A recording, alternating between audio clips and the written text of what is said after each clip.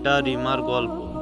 একটি দরিদ্র মেয়ে যার স্বপ্ন ছিল পড়াশোনা করে মায়ের দুঃখ দূর করা, কিন্তু দরিদ্রতার কারণে রিমা সবসময় অপমানিত হতো।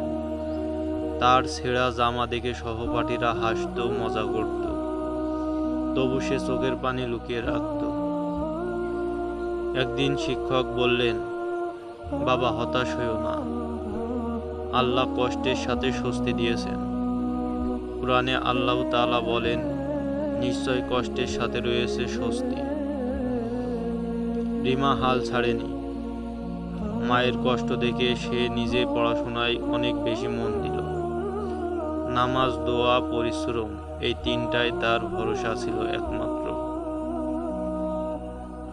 একদিন একটি এনজিও দরিদ্র মেধাবী ছাত্রীদের বৃত্তি দিল।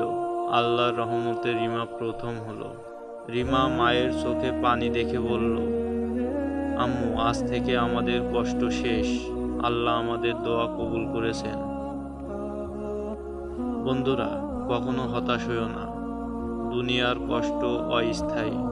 যদি ধৈর্য ধরো, নামাজে অটুট থাকো এবং আল্লাহর উপরে ভরসা রাখো, একদিন তোমার জীবনও বদলে যাবে ইনশাআল্লাহ।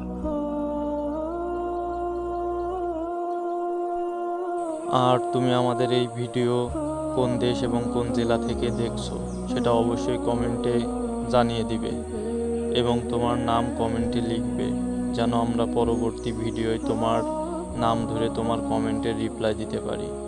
এবং নতুন হলে চ্যানেলটি অবশ্যই সাবস্ক্রাইব করবে। ধন্যবাদ।